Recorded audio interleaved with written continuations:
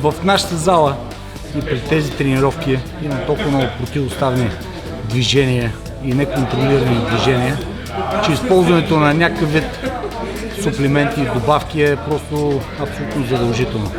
С Кнорпел в нашата зала всеки се чувства добре, възстановяваме се бързо след тренировките и го считаме за една от задължителните добавки, които използваме.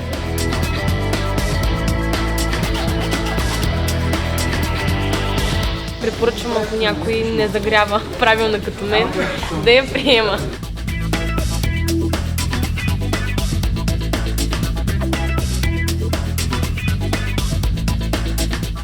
Доста момчета си го взеха от залата и са доволни, няма контузии.